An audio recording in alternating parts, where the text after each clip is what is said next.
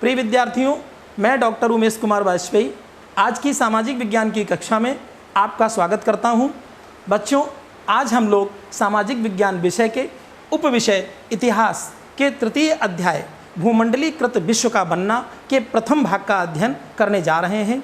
बच्चों, अध्याय 3 के पहले हम लोगों ने अध्याय 2 में भारत में राष्ट्रवाद पर चर्चा की थी। आज हम लोग भूमंडलीकृत विश्व का बनना इस पर अध्ययन करेंगे और इसके प्रथम भाग का। बच्चों, अध्ययन की दृष्टि से हमने इसे 3 भागों में विभाजित किया है, जिसके प्रथम भाग का अध्ययन आज करने जा रहे हैं। बच्चों, आज के जो अध्ययन के शिक्षण बिंदु हैं वह है आधुनिक युग से पूर्व की विश्व की स्थिति, रेशम मार्ग से जुड़ती हुई दुनिया, भोजन की यात्रा, खास करके स्पैघेटी और आलू, और विजय, बीमारी और व्यापार। 19वीं शताब्दी 1815 से 1914 के बीच की स्थिति, उसमें हम विश्व अर्थव्यवस्था का उदय पढ़ेंगे और तकनीक की भूमिका को हम आज समझेंगे। इन शिक्षण बिंदुओं से आज हमारा जो केंद्रीकरण है वो इन्हीं शिक्षण बिंदुओं पर रहेगा।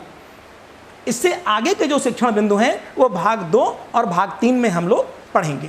जैसे 19वीं सदी के अंत में उपनिवेशवाद, रिंडरपेस्ट या मवेशी प्लेग, भारत से अनुबंधित श्रमिकों को ले जाना, विदेशों में भारतीय उद्यमी, भारतीय व्यापार, उपनिवेशवाद एवं वैश्विक व्यवस्था, इसको हम ले जाएंगे भाग 2 में। और महायुद्धों के बीच अर्थव्यवस्था, युद्धकालीन रूपांतरण, युद्धोत्तर सुधार, बड़े पैमाने पर उत्पादन एवं उपभोग, महामंदी का दौर, भारत पर महामंदी का असर, फिर विश्व अर्थव्यवस्था का पुनर्निर्माण, युद्धोत्तर काल। इसके अंतर्गत होगा युद्धोत्तर व्यवस्थाएं एवं ब्रिटेन वुड्स संस्थान और प्रारंभिक युद्धोत्तर वर्ष, औपनिवेशीकरण एवं स्वतंत्रता, ब्रेटन वुड्स का समापन एवं वैश्वीकरण का प्रारंभ। बच्चों, पीछे जो हमने अभी आपको बताया ये भाग 2-3 में इनका शिक्षण हम लोग करेंगे।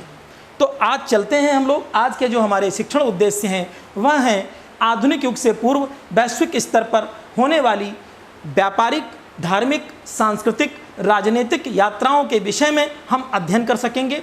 वस्तुओं, सेवाओं, सांस्कृतिक मूल्यों के आदान प्रदान के विषय में भी हम अध्ययन करेंगे। 19वीं शताब्दी में वैश्विक स्तर पर आर्थिक, राजनीतिक, सामाजिक, सांस्कृतिक एवं तकनीकी कारकों से हुए बदलावों का अध्ययन भी हम लोग करेंगे। आधुनिक युग से पूर्व।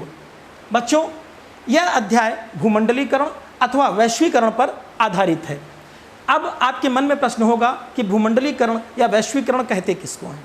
बच्चों, व्यक्तियों, वस्तुओं, सेवाओं, व्यापार एवं पूंजी का जब एक देश से दूसरे देश स्थानांतरण होने लगता है तो इस स्थिति को हम वैश्वीकरण या भूमंडलीकरण कहते हैं। पूरी दुनिया हमें छोटी लगने लगती है। बच्चों, वैश्वीकरण के अंतर्गत एक देश से दूसरे देश तक न केवल वस्तुएं, मुद्राएं, मूल्य, मान्यताएं, कौशल, विचार, आविष्कारों का आदान प्रदान होता है, बल्कि कीटाणुओं और बीमारियों का भी आदान प्रदान होता है। बिल्कुल आपको आश्चर्य होगा, जब हम कहीं दूसरे देश में जाते हैं तो न केवल हमारे मूल्य और मान्यताएं जाती हैं, बल्कि हमारे अंदर जो बीमारियां और कीटाणु छिपे होते हैं वो भी चले जाते हैं। बच्चों, यह एक चित्र हमने आपके लिए यहाँ पे इसमें चस्पा किया है।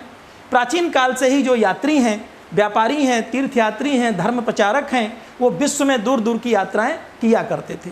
अब आपके मन में होगा कि कैसे यात्राएं करते होंगे? बच्चों, जैसे आज करते हैं वैसे तब भी यात्राएं हुआ करती थी। 3000 ईसा पूर्व में सैंधव सभ्यता के समय जो गुजरात हमारा है वहाँ पर लोथल नामक एक बंदरगाह हुआ करता था। आप सोचो जरा, जब सिंधु घाटी की सभ्यता आपने पढ़ी होगी तो उसमें लोथल नाम का जो बंदरगाह आया है। बच्चों, इस स्थान पर बहुत बड़ा गोदीबाड़ा था। गोदीबाड़ा किसे कहते हैं? बंदरगाह को, जहाँ पे जहाज आकर के रुकते हैं। कौन से? पानी के जहाज। बच्चों, इस स्थान से पश्चिम एशिया को, बहरीन जैसे देशों को और जो अरब की खाड़ी है वहाँ तक इससे जो है व्यापार हुआ करता था। ये देखिए चारों तरफ जल भरा हुआ है, एक बहुत बड़ी सी बस्ती है और बड़ी बड़ी नौकाएं देखो जल में तैर रही हैं। यह लोथल बंदरगाह का दृश्य है। बच्चों, 4th शताब्दी ईसा पूर्व में यूनानी राजदूत मेगास्थनीज, आपको याद होगा, जिसने इंडिका नामक ग्रंथ की रचना की थी, वो कहाँ आया था? चंद्रगुप्त मौर्य के दरबार में आया था और एक राजदूत की हैसियत से आया था। इसी प्रकार चीनी यात्री फायान आपको पता होगा गुप्त वंश में आया था। हुएनसांग सम्राट जो कन्नौज के थे, हर्षवर्धन, उनके समय में आया। और इत्सिंग आदि ने भारत की धार्मिक यात्राएं की। ये बौद्ध धर्म की जानकारी लेने के लिए आए थे। बच्चों, इसी प्रकार 15वीं शताब्दी में स्पेन निवासी कोलंबस ने नई दुनिया, जिसे आज क्या कहते हैं अमेरिका, का पता लगाया था। तब तक अमेरिका को कोई जानता नहीं था, कोलंबस ने पता लगाया। और उसी समय पुर्तगाल निवासी वास्को डिगामा ने 1498 में भारत की यात्रा की और जो केरल का कालीकट नामक बंदरगाह था वहां आकर के उन्होंने अपना बेड़ा डाला। बच्चों, इसी प्रकार पूर्व में लोग रेशम मार्ग से पश्चिमी देशों के साथ व्यापारिक एवं सांस्कृतिक आदान प्रदान किया करते थे। यह मार्ग ईसा पूर्व से लेकर और 15वीं सदी तक अस्तित्व में रहा। अब इस मार्ग को रेशम मार्ग और सिल्क मार्ग कहा जाता है। आपके मन में प्रश्न होगा कि रेशम मार्ग सिल्क मार्ग क्यों कहते थे? क्योंकि बच्चों, उस समय चीन से बना हुआ जो रेशम था वो इसी मार्ग से पश्चिम देशों की तरफ, यूरोप की तरफ, अफ्रीका की तरफ जाया करता था। बच्चों, यह हमें अन्य महाद्वीपों से, इस जैसे एशिया महाद्वीप को यूरोप महाद्वीप से और अफ्रीका महाद्वीप से जोड़ता था। कौन सा? रेशम मार्ग। आपको दिखा दें, ये देखिए लाल कलर का यहाँ से चला है, लाल रंग में देख रहे होंगे आप। यह जो है लाल रंग में, आपने इसको देखा होगा कि लाल रंग में, ये देखिए यहाँ से चला है चीन से, और ये लाल पट्टियों में दिख रहा होगा। यहाँ आते आते देखिए भारत, भारत के ऊपर से होता हुआ यह देखिए अरब प्रायद्वीप है, और उसके बाद ये देखिए ये दक्षिण अफ्रीका है और ये यूरोप है। तो ये मार्ग था। ये नीला जो मार्ग आप देख रहे हैं यह समुद्री मार्ग है, जल मार्ग इसको कहते हैं। अभी इसके संबंध में भी हम लोग चर्चा कर लेंगे। तो यह रेशम मार्ग था। बच्चों, इसे रेशम मार्ग ही क्यों कहते हैं? क्योंकि सबसे पहले इसी मार्ग द्वारा चीन का जो रेशम था वो पश्चिमी देशों को जाया करता था, निर्यात किया जाता था। बाद में इस मार्ग का प्रयोग भारतीय मसालों, अन्य सामान और सोना चांदी के आगमन के लिए किया जाने लगा। आपको बताएंगे कि भारतीय मसाले की जो मांग थी वो यूरोप में बहुत अधिक थी, क्योंकि वहाँ मांसाहार होता था और मांस को अगर मसाले में लेप करके रख दिया जाए तो ज़्यादा दिन तक चल जाता है। इसलिए भारतीय मसाला वहाँ पर, इसीलिए काली मिर्च को यवन प्रिय नाम दिया गया था, और बदले में हमें अत्यधिक सोना चांदी प्राप्त होता था। बाद में विभिन्न जो धर्मोपदेशक थे उन्होंने भी इसी मार्ग का अनुसरण किया, और बौद्ध धर्म जो बाहर गया वो इसी मार्ग से गया है। बच्चों, एक प्रश्न है आपके मध्य हमारा कि प्राचीन काल में लोग यात्राओं के लिए कौन कौन से मार्गों का प्रयोग करते थे? जी हाँ, तो बच्चों उस समय वायुमार्ग नहीं था, थल मार्ग या जल मार्ग का प्रयोग करते थे, जैसा कि अभी चित्र में हमने आपको दिखाया था। बच्चों, भोजन की यात्रा, स्पैघेटी और आलू। अब आपके मन में होगा कि भोजन भी यात्रा करता है। बिल्कुल, अभी हम लोग चर्चा करते हैं। जैसे जैसे व्यापारी एक देश से दूसरे देश को आने जाने लगे, वैसे वैसे उनके साथ उनके भोजन ने भी और खान पान के जो तरीके थे उन्होंने भी यात्रा की, एक जगह से दूसरी जगह स्थानांतरित होने लगे। बच्चों, स्पैघेटी किसे कहते हैं? यह इटली देश का एक झटपट तैयार हो जाने वाला व्यंजन है जो नूडल्स की तरह होता है। झटपट तैयार होने वाला, जिसे आप कहते हो फास्ट फूड। तो ये इटली में चलने वाला एक ऐसा व्यंजन है जो नूडल्स की तरह होता है। बच्चों, यात्रा के दौरान जाने अनजाने में लोग नई नई फसलों और खाद्य सामग्रियों को अन्य देशों तक पहुंचा दिया करते हैं। दुनिया के सभी देशों में मिलने वाले झटपट तैयार होने वाले जो व्यंजन हैं, शायद इसी प्रकार से एक देश से दूसरे देश पहुँचे होंगे। जैसे नूडल्स चीन से कहाँ पहुँचा? पश्चिमी देशों में पहुँचा, और इससे क्या हुआ? स्पैघेटी का जन्म हुआ। अर्थात नूडल से ही स्पैघेटी का जन्म हुआ है। आप देखिए, चित्र हमने आपके लिए लगाया है, यह स्पैघेटी का चित्र है। इसी प्रकार पास्ता जो है वो अरब देश से सिसिली पहुँचा। सिसिली क्या है? इटली का एक द्वीप है जहाँ पर पास्ता पहुँचा। इसी प्रकार के व्यंजन भारत में भी पाए जाते हैं। बच्चों, आपने ध्यान दिया होगा हमारे भारत में भी झटपट तैयार होने वाले व्यंजनों की कमी नहीं है। हम लोग ढोकला खाते हैं, हम लोग, आपने ध्यान दिया होगा कि विभिन्न प्रकार, जैसे कुछ नहीं, सत्तू खाते हैं। तो इस प्रकार की बहुत सी सभी प्रांतों के अलग अलग भोज्य पदार्थ हैं जो झटपट तैयार हो जाया करते हैं। बच्चों, इसका तात्पर्य है कि व्यक्ति की यात्राओं के साथ साथ भोजन ने भी यात्रा की।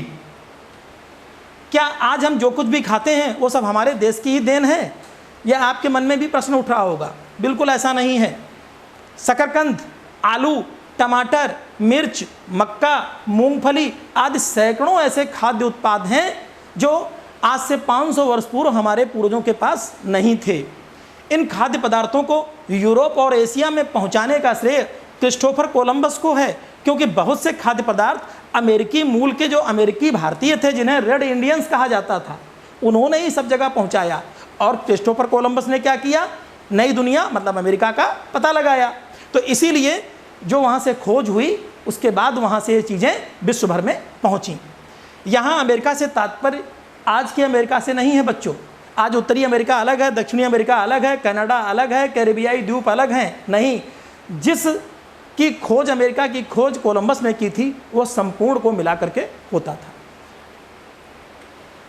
जब किसी देश के लोगों को किसी नवीन फसल की जानकारी होती है तो उनके जीवन में अत्यधिक परिवर्तन आ जाता है। जी हाँ, जब भी आप कोई नई चीज़ सीखते हैं, जानते हैं, तो अपने अधिक लाभ कमाने के उद्देश्य से आप उसको करना शुरू कर देते हैं।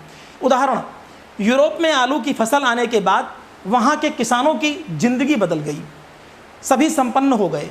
भोजन में आलू के प्रयोग से न केवल उनका जीवन स्तर बदला, अपितु उनकी जो औसत आयु थी वो भी बढ़ गई। आयरलैंड के जो गरीब किसान थे, उनकी आलू पर निर्भरता इस कदर हो चुकी थी कि जब एक समय 1840 के दशक में वहाँ भीषण बीमारी के कारण अकाल पड़ा, महामारी फैली, तो वहाँ लाखों किसान भुखमरी की कगार पर पहुँच गए, क्योंकि आलू की फसल नष्ट हो चुकी थी। आपसे एक प्रश्न है हमारा कि विभिन्न देशों के झटपट तैयार होने वाले कुछ व्यंजनों के नाम बताएं। आपको इनके बारे में जानकारी होगी। जैसे अभी बताया कि नूडल्स कहाँ से बना? चाइना से। इसी तरीके से जो पाव रोटी है वो कहाँ है? फ्रांस की है। इसी तरह यूरोप में खास करके पाव रोटी खाई जाती है। इसी तरीके से अभी आपको बताया पास्ता कहाँ का था? अरब का था। कहाँ पहुँचा? सिसिली में। तो इस तरीके से आप एक लिस्ट बना सकते हैं। जब हम कहते हैं कि 16वीं सदी तक दुनिया सिकुड़ने लगी, तो इसका तात्पर्य क्या है? बिल्कुल सही, सिकुड़ने का तात्पर्य होता है बच्चों कि जब भूमंडलीकरण शुरू हो जाता है तो एक देश से दूसरे देश की जो दूरी है वो कम होने लगती है। हम जो चीज़ यहाँ पर कर रहे हैं वही हम कल दूसरे देश में पहुँचा सकते हैं। इसी को कहते हैं पास आना, अर्थात सिकुड़ना, कि एक देश दूसरे देश के नज़दीक जब आने लगता है तो उसी को हम कहते हैं दुनिया सिकुड़ने लगी। यह एक चित्र हमने आपके लिए दिया है बच्चों। यह इसमें दिखाया गया है कि एक बच्चा है और एक लड़की है जो खेत में आलू बिन रहे हैं।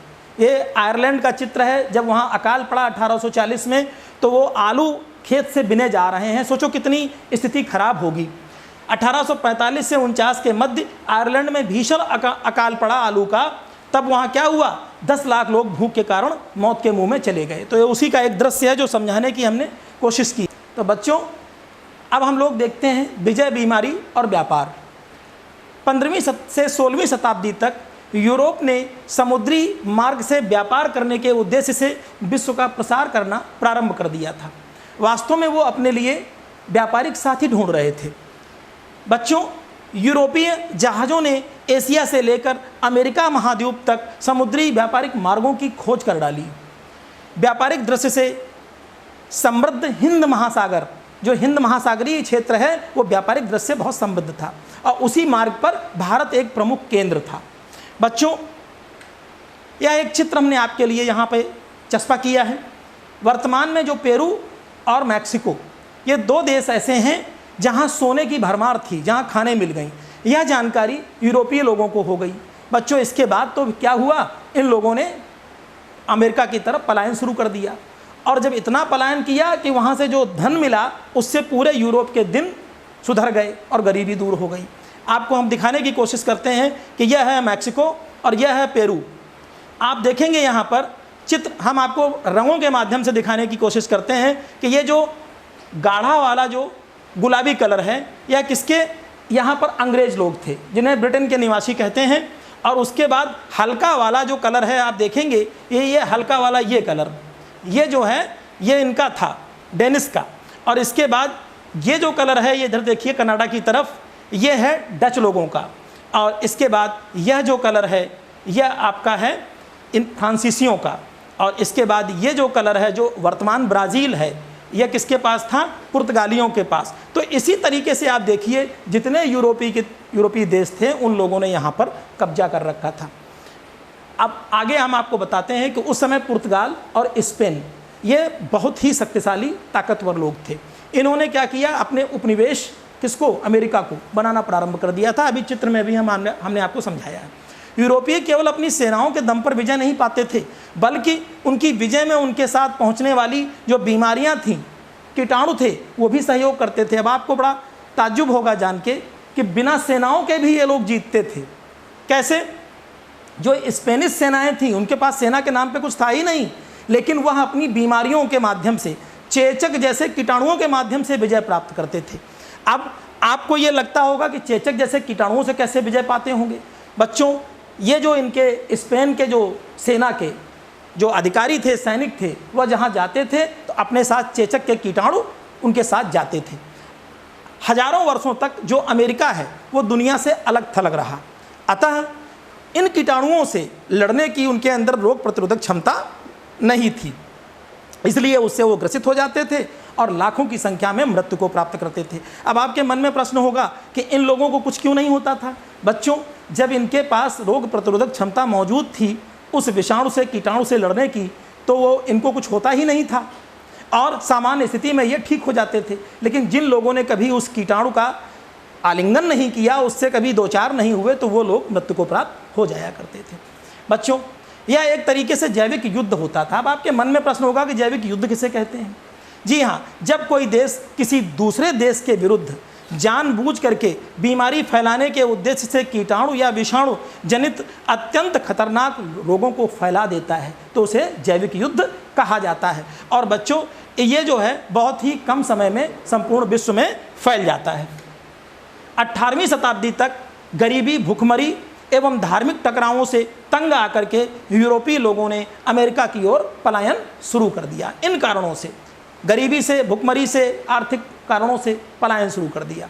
18वीं सदी तक अमेरिका को यूरोपीय बाजारों हेतु कपास एवं चीनी उत्पादन का केंद्र बना दिया गया। बच्चों, औद्योगिक क्रांति हो चुकी थी, तो जब औद्योगिक क्रांति हुई थी, बड़े बड़े उद्योग लग गए। अब उसके लिए कच्चा माल चाहिए, क्या? कपास वस्त्रों के लिए और चीनी उत्पादन के लिए। तो अब होगा क्या, कहाँ से आएगा? तो कच्चा माल के लिए इन्होंने क्या किया? अमेरिका को अपना उपनिवेश बना डाला और वहाँ से कच्चा माल आने लगा।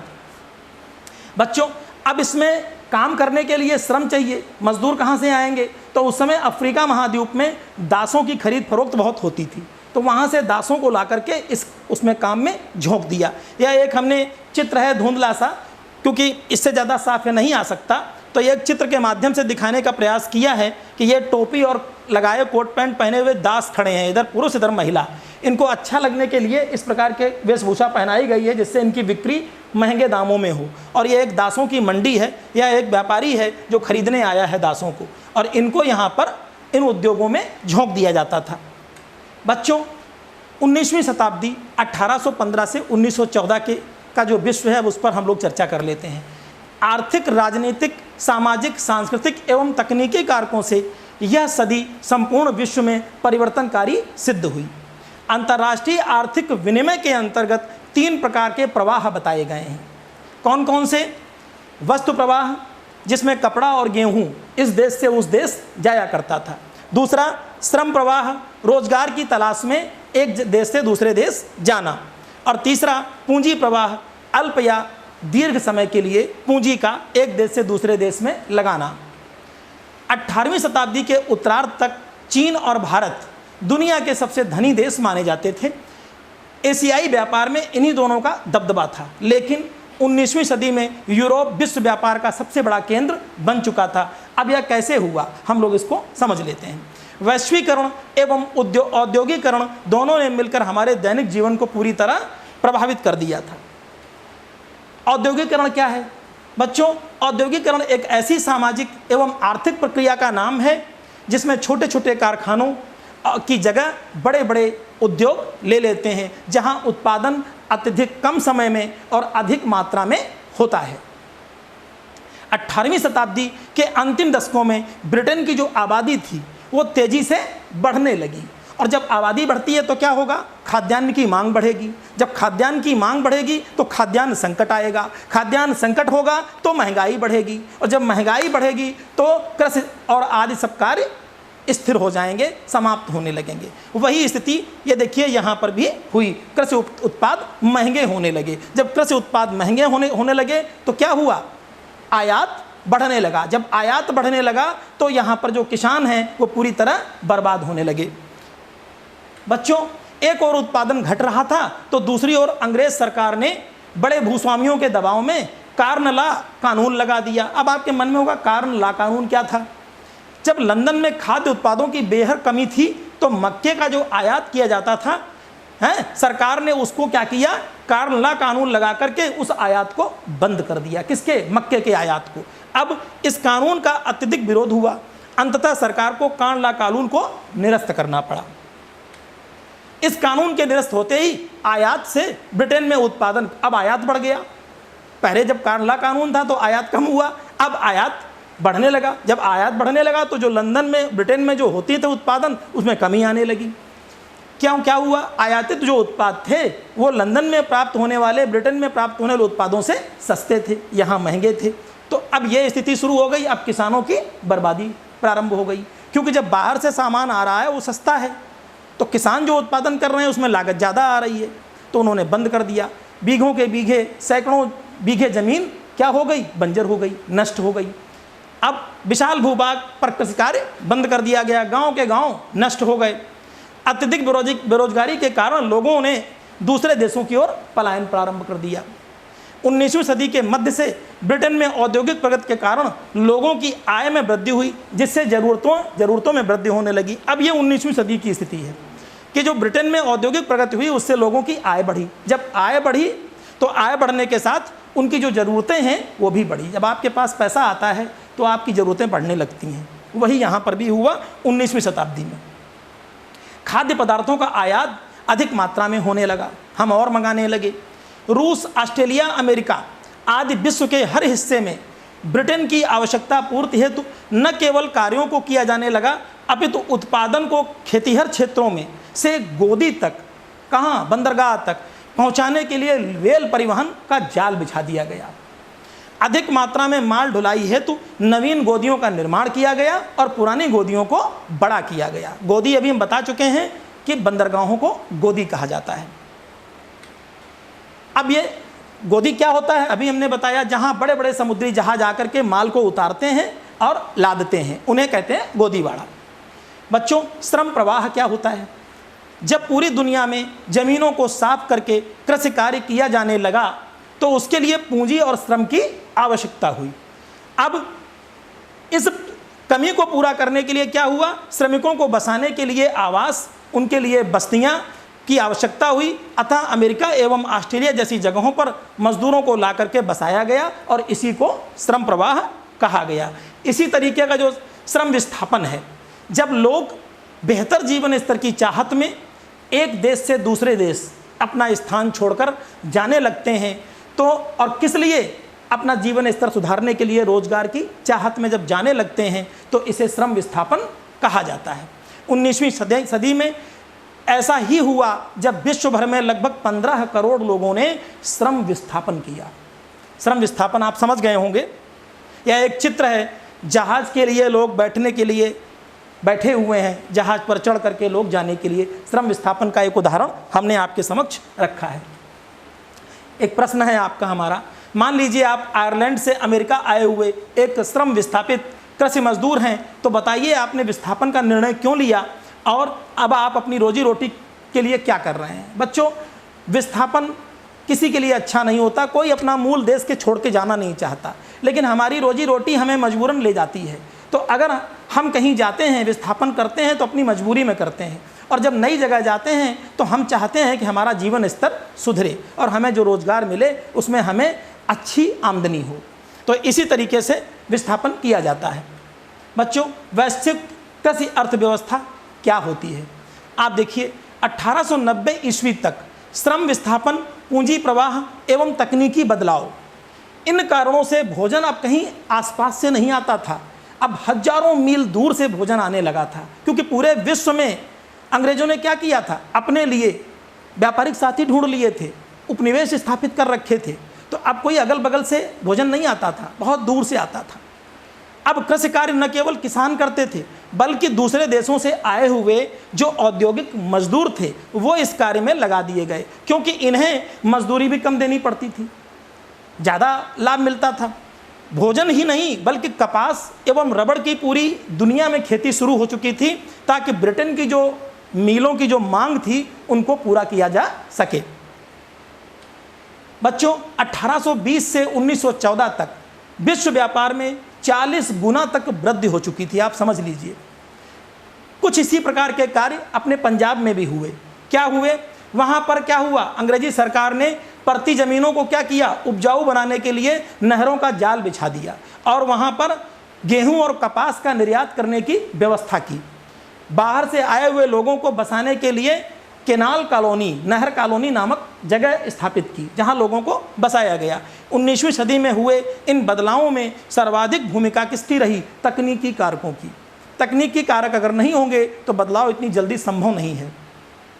कौन से तकनीकी कारक थे? रेलवे का जाल बिछा दिया गया। रेलवे क्या होता था? दूर के खेतों से माल लेकर के बंदरगाह तक पहुंचाना। ये रेलवे का ही एक वो था कि दूर का माल और कम समय में बंदरगाह तक पहुंच जाता था। बंदरगाह में जहाज से लद करके यूरोप पहुंच जाता था। भाप के जहाज बनाए गए बड़े बड़े, टेलीग्राफ एवं जलपोत निर्माण किया गया। ये सभी चीज़ों ने क्या किया? सामाजिक, आर्थिक एवं राजनीतिक सभी क्षेत्रों में क्या किया? प्रगति की, इन तकनीकी कारणों से। बच्चों, ये एक हमने चित्र दिखाया है जो पानी का जहाज है, जिस पानी के जहाज में शीतलक लगाया गया है, जिसे आप रेफ्रिजरेटर कहते हो। आप सोचो कब शीतलक लग गया था? पानी के जहाज़ों में शीतलक क्यों लगाया गया? बच्चों, पहले क्या होता था कि जो अमेरिका है, अमेरिका से पूरे के पूरे पशु यूरोपीय मंडियों में जाते थे और वहाँ जाकर के कटते थे, फिर उनका मांस बेचा जाता था। बहुत महंगा होता था, पशुओं की वजह से जगह भी काफ़ी घिरती थी। अब ऐसा नहीं होता था। अब इन्होंने क्या किया कि जब रेफ्रिजरेटर लग गए जहाज़ों में, तो वहाँ पर पशुओं को वहीं काट लेते थे। काट करके मांस को, जो हमारा मसाला है जो अपने देश से जाता था, इसमें लपेट करके और पूरी तरीके से पैक करके जहाज़ों में लाद करके और रेफ्रिजरेटर में रख करके जाता था, तो कम समय में और ज़्यादा माल पहुंच जाया करता था। इस चित्र के माध्यम से हमने आपको समझाने की कोशिश की है। बच्चों, अब आज के हमने इस अध्याय में, जो आज का भाग है हमारा, इसमें हमने क्या क्या सीखा, इस पर चर्चा कर लेते हैं। आधुनिक युग से पूर्व की स्थिति को हमने जाना, किस रूप में? आर्थिक रूप में, सांस्कृतिक रूप में एवं सामाजिक रूप में। दूसरा, रेशम मार्ग के ऐतिहासिक महत्व को हमने समझा कि ईसा पूर्व से लेकर के और 15वीं शताब्दी तक यह अस्तित्व में रहा और रेशम मार्ग से क्या क्या हमारा आवागमन होता था। दुनिया के विभिन्न देशों एवं मार्गों की खोज के संबंध में हमने बातचीत की। भोजन अथवा खाद्य सामग्री की जो यात्रा है, स्पैघेटी और आलू की किस प्रकार से यात्रा उसने की, इसके संबंध में हम लोगों ने अध्ययन किया। विजय, बीमारी और व्यापार कि कैसे विजय पाई जाती थी, बीमारी अर्थात कीटाणु जो थे, बीमारियां थीं, वो कैसे जो है स्पेन और यूरोपीय लोगों का साथ देती थीं और अमेरिकी लोगों का उन्होंने अंत किया। व्यापार किस तरीके से किया, कैसे उन्होंने उपनिवेश बनाए, यूरोपियों ने किस प्रकार से हजारों मील दूर से उन्होंने कपास और गेहूं खाद्यान्न की आपूर्ति की, इसके संबंध में हमने जाना। 19वीं सदी में जो विश्व अर्थव्यवस्था का उदय हुआ और तकनीकी का जो महत्व है, उसके संबंध में हमने जाना। अभी हमने देखा कि रेलवे का जाल बिछा, भाप के इंजन बने, टेलीग्राफ लाइन पड़ी और बड़े बड़े जलपोतों का निर्माण हुआ। छोटी जो गोदीबाड़ी थी उनको बड़ा किया गया, नए नए गोदीबाड़ा बनाए गए। तो ये सब तकनीकी निर्माण का ही आपको देखा अभी आपने कि जहाज़ में रेफ्रिजरेटर लग चुका था, अर्थात किसी भी वस्तु को धर के आराम से भेजा जा सकता था। तो इन चीज़ों पर हमने आज अध्ययन किया। अब बच्चों, गृह कार्य आपके लिए है कि सिंधु घाटी सभ्यता के समय विदेशी व्यापार कौन कौन से मार्ग से होता था, आपको इस संबंध में लिखना है। ऐसे खाद्य पदार्थों की सूची आपको बनानी है जो हमारे देश में बाहर से आए हैं। अब आप अपने मन में सोचिएगा कि कौन कौन सी वस्तुएं हैं, खाद्य पदार्थ हैं जो हमारे देश में नहीं पाए जाते थे। अंग्रेज लोग बीमारियों को किस प्रकार हथियार के रूप में प्रयोग करते थे, आपको इसके संबंध में लिखना है। वस्तु प्रवाह, श्रम प्रवाह और पूंजी प्रवाह क्या है, इसके संबंध में भी आपको लिखना है। बच्चों, आज के अध्ययन से संबंधित अगर जानकारी आपको और विस्तृत लेनी है तो आप दीक्षा ऐप पर जाकर के अध्ययन कर सकते हैं, या उत्तर प्रदेश माध्यमिक शिक्षा विभाग के YouTube चैनल पर जाकर के भी आप इसे देख सकते हैं। मैं डॉक्टर उमेश कुमार वाजपेयी इस उम्मीद के साथ आपसे विदा लेना चाहता हूँ कि आज आपने यहाँ से बहुत कुछ सीखा होगा। इसके अगले भाग में हम आपको इससे अगली जो जानकारियाँ हैं और दूंगा। इसके साथ ही मैं विदा लेता हूँ। धन्यवाद।